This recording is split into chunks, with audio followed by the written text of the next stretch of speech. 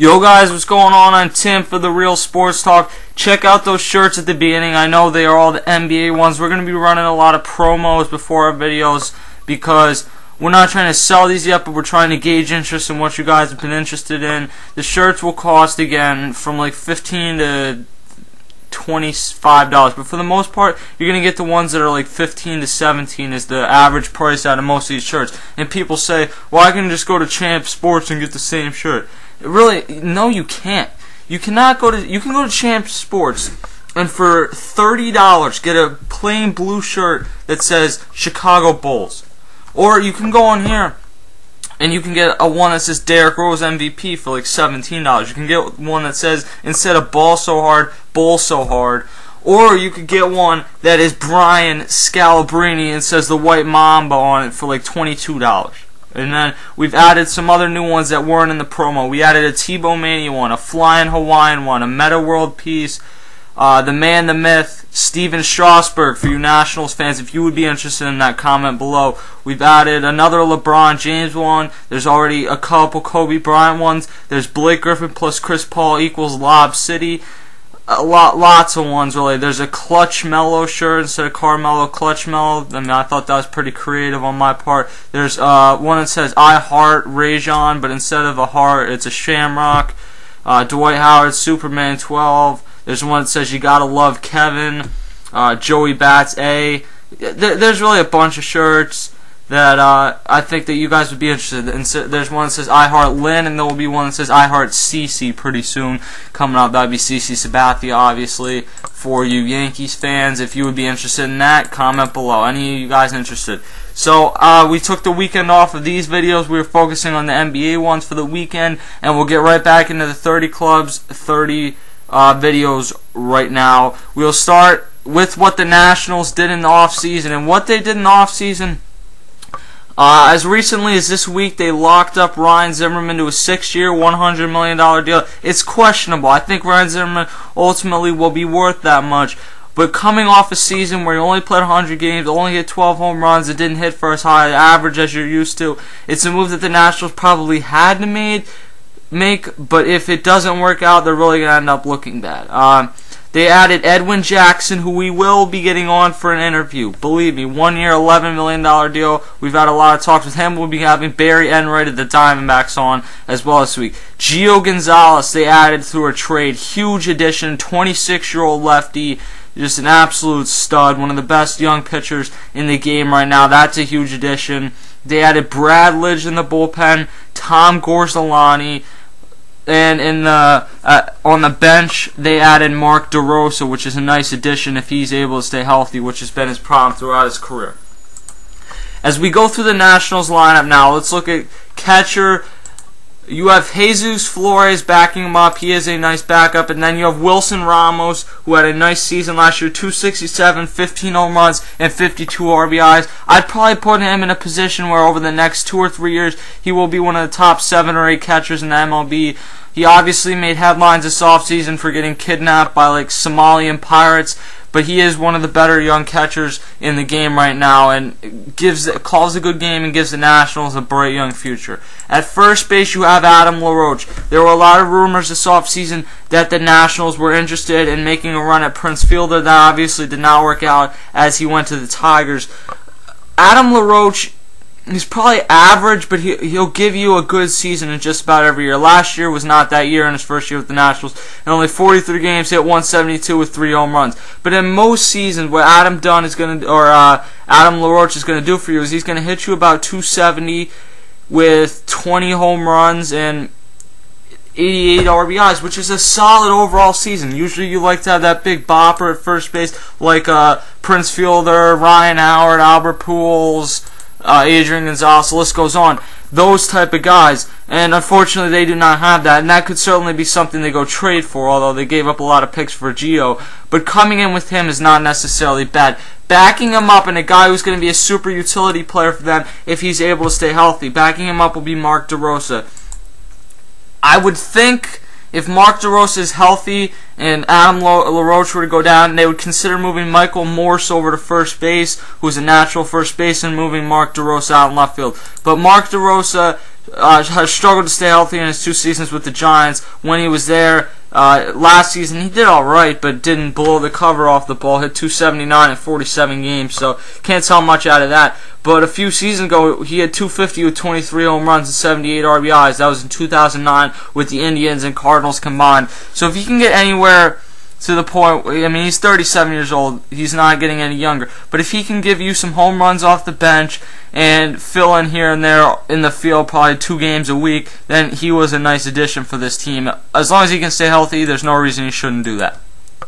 At second base, then you have Danny Espinosa, 24 years old, a guy that not a lot of people are looking at. He hit for a low average last season, and that was one of the things that takes away from what he did. But he played just about every single game, playing 158 games, hit 21 home runs and 66 RBIs. So he has a lot of pop, and then stolen base-wise, stole 17 out of 24 attempts, or 23 attempts, I should say. So he was pretty solid in terms of stealing bases. I think Danny Espinosa, another bright piece for the Nationals' future, and a piece that not only is a bright piece for the future, but is ready to contribute now. Steve Lombardozzo is backing him up then. Obviously, his dad was a player in the MLB for a little bit, but overall, he has had 6 at bats in spring training this year, and he is 1 for 6. So there's not a whole lot to tell about him.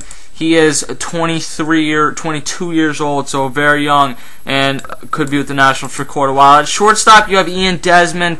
This is a guy who a few years ago, 2 years ago, I looked at him a lot brighter than I do now, because he's not very good in the field. He's going to make you a lot of errors, but one of the reasons he was out there was for his hitting. Now, if the Nationals had lost Ryan Zimmerman, they probably would have considered moving Desmond over to third base. The problem is, 2 seasons ago, he had .269, 10 home runs, 65 RBIs, drew 28 walks. That looked like a pretty solid season for a guy that's going up at a position at shortstop that does not have a ton of great hitters.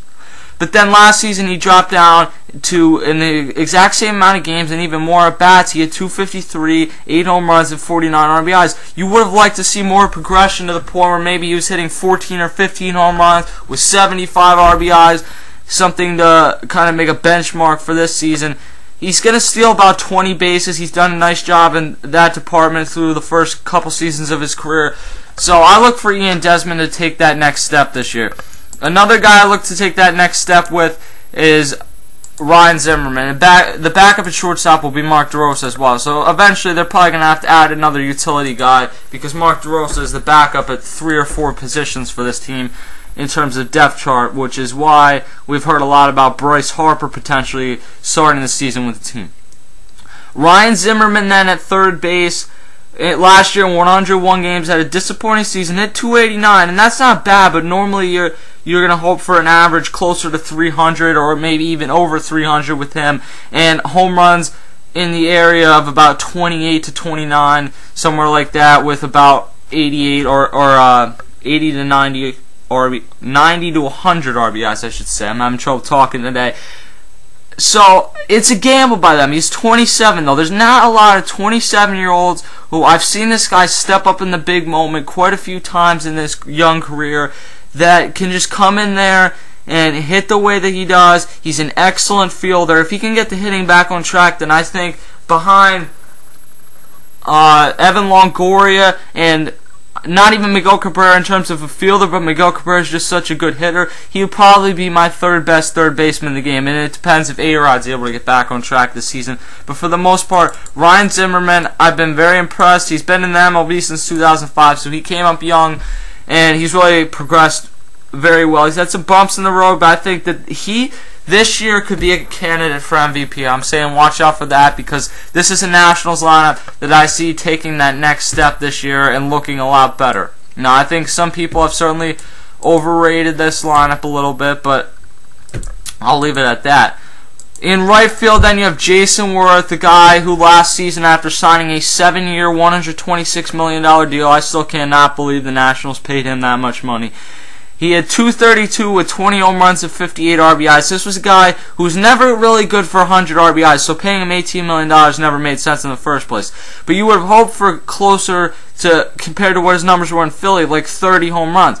Now, you take a few off that considering that he's moving from Citizens Bank Park to Nationals Park. You understand that maybe he's only going to hit 23 or 24 home runs, which is another reason, like, why would you give this guy this type of deal? Jason Worth, I think he'll have somewhat of a bounce-back season, but I don't ever see him touching the numbers that he had in Philadelphia. And to only be, this is where I see him at this season. I see him hitting about 270 with 22 home runs and 78 RBIs. That is not worth $18 million. He's a solid fielder, and there are rumors that maybe he will end up being the center fielder this season if Bryce Harper, who was naturally catcher, but as we see with a lot of the young catchers, I'm not trying to get off track here, and I'll pick that up when I get to Bryce Harper. Jason Worth could potentially play center. We'll leave it at that. The starting center fielder at this point, and the guy who was a starter last year, is Roger Bernardino. In 91 games last season, 243 with 7 home runs. The season before, 246 with 11 home runs in about 3/4 of a season. So you know that he's never going to be good for an average much higher than 250, but he has some pop, and he'll give you some RBIs, and he's very fast. 17 to 20 stolen bases last year, and that's only in 91 games. If you give him a full season, this is a guy who could be a very valuable weapon if you're able to use him off the bench as a pinch runner, and even just being in the game, if he can get on base, which isn't necessarily a guarantee, then he is a guy that you look at as a serious base threat and keeps the pitchers honest at the very least. In left field, then, you have Michael Morse, who I said is a natural first baseman. Last year had a breakout season. The year before, after bouncing around for a while, he settled with the Nationals in 2009. 2010, he had a nice season. Then almost 100 games, hit 289, 15 home runs, 41 RBIs. That's a solid season. Last year, had an all-star season. I believe he made it on the final vote. If not, he should have made it on the final vote. He had 303, 31 home runs, and 95 RBIs. I have to caution you guys, I do not see 30-plus home runs again this season, or maybe as much RBIs. But I think Michael Morse is for real. You just kind of have to scale the expectations a little bit. I see him hitting about 292 this season with 25 home runs and 86 RBIs. So it's not as good as last season, but certainly I think you'll take it. Now let's look over to the pitching staff, and this is a pitching staff that has a lot of potential, but also quite a few questions. Let's start with the Phenom, a guy who, this guy, I said it last year when someone asked me, is he the real deal? I think Steven Strasburg is Hall of Fame good. If he can stay healthy and keep his arm together, which really, people make it sound like, oh, he's going to be burned out now. Tommy John surgery might have originally been that, but in 2012, you can have Tommy John surgery and be fine in a year or so. Steven Strasburg missed basically the entire last season's last year, and when he came back, he actually looked pretty good too, but he missed basically the entire season last year, and I wasn't even aware that he actually pitched last season, to be quite honest with you. I don't remember it. But as far as what I saw from him in 2010, 12 games, 68 innings pitched, 5-3. Yeah, not a great record, but remember how the Nationals were just a few years ago. 2.91 ERA. For any pitcher to have an ERA below 3 in the first 12 starts of their career is incredible. Roy Halladay didn't do that. CC Sabathia didn't do that. And both of those guys are going to the Hall of Fame. Those are two guys that didn't do that. And Steven Strasburg did that. I don't understand why people are so against this guy and want to see him fail. I want to see Steven Strasburg do good because the things I've seen out of him are absolutely nasty. He has a ton of pitches to work with, great arsenal, and he brings people to Nationals Park. Now, I think that more and more people are going to start to come with the new Nationals, Take Back the Park campaign, things like that. But Steven Strasburg, to me, this year, if he can stay healthy, lock it in. If he pitches this in over 30 starts, he will win the Cy Young this year. Gio Gonzalez at the number 2 position, 26 years old. As I mentioned, they acquired him. This guy's been all around. Started with the White Sox. or in their minor league system. Got traded to the Phillies, got traded back to the White Sox, got traded to the A's, and now he's with the Nationals. In a few seasons with the A's, though, he did not fail to impress, which is why I really question why Billy Beane never had a movie made about him, considering you trade away a 26-year-old pitcher who makes next to nothing this year. Regardless of the package you got for him, it just didn't make sense. In the last 2 seasons, which is what I really look at it, early in his career in 2008 and 9, wasn't great, but the last 2 seasons he's really shown what he can be. 15-9 with a 3.23 ERA, 1 complete game in 2010, and then in 2011, 16-12 with a 1.32 WHIP and a 3.12 ERA.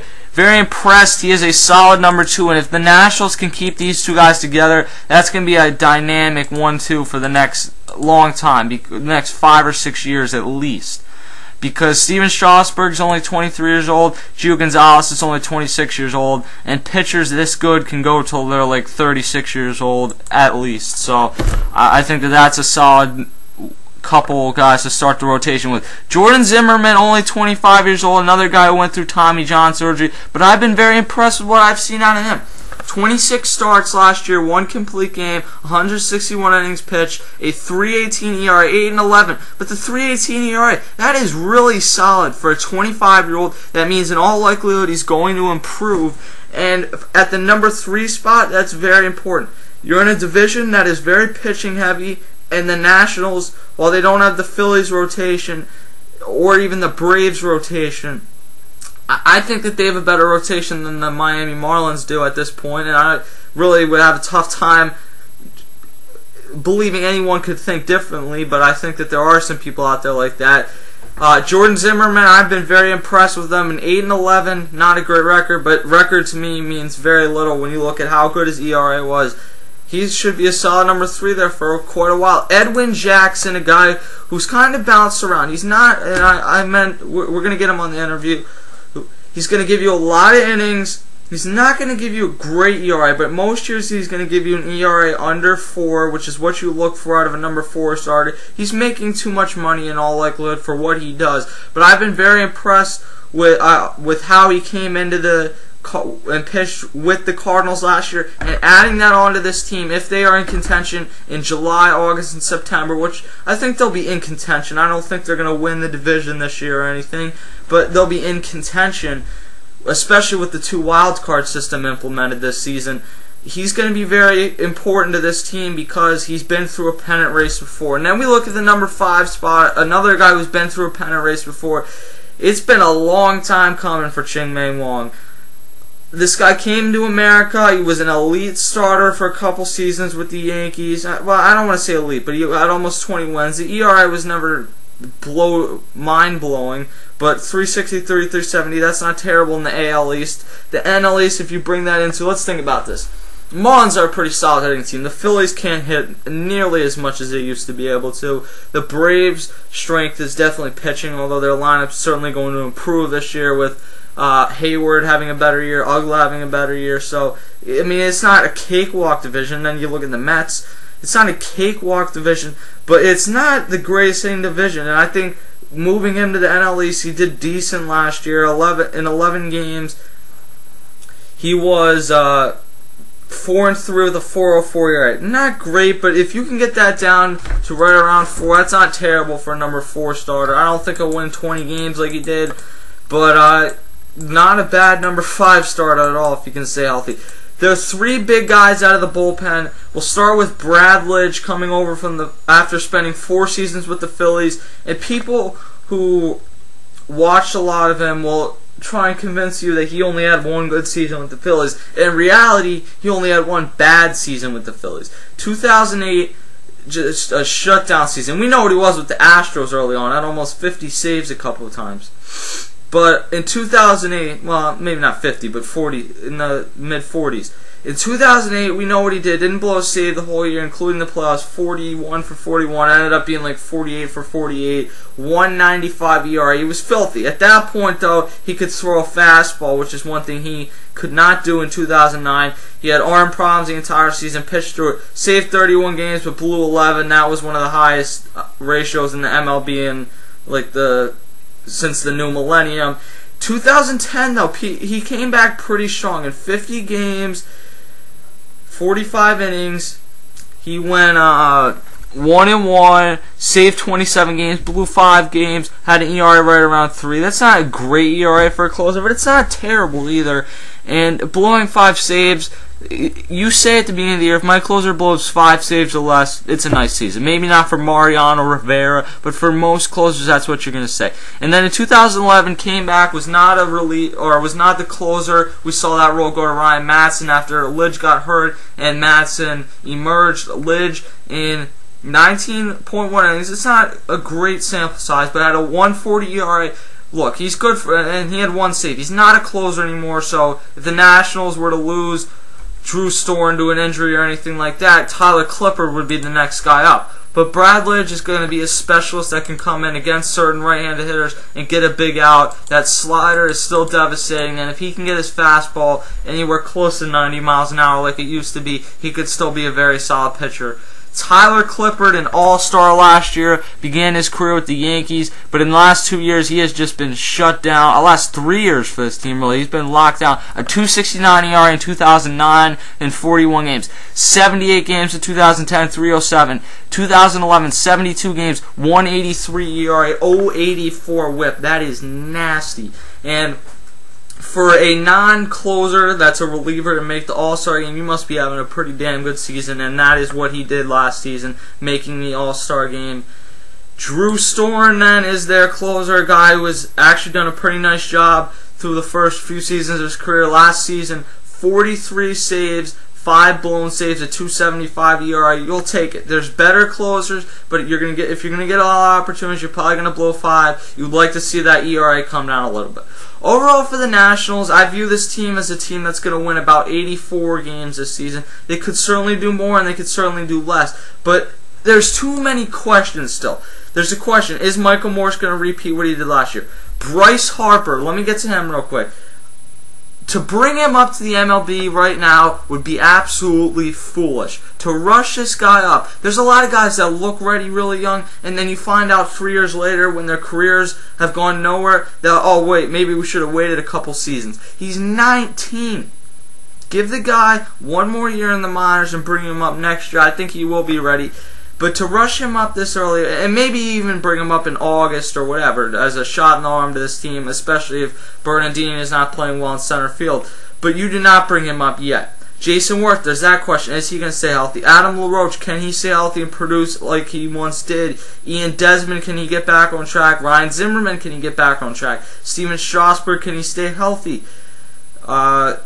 And in the bullpen, there's still some other questions. So this is a good team. They made some nice moves in the offseason, and we kind of got lost in the flash a little bit. This is still a team that has a year or two before they're a serious contender.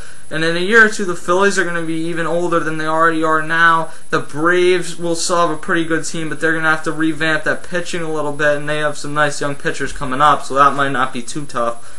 And the Marlins are still going to be right there, but it's going to be probably a more winnable division in a couple of years because you're talking about having Roy Halladay older, Cliff Lee older, and the potential after this year of not even having Cole Hamels in the same division. So we'll see what happens with the Nationals. Davey Johnson's first full season there after taking over midway through last season. The Nationals look to improve on their 81 games that they won last year. So I'll catch you guys later. See ya.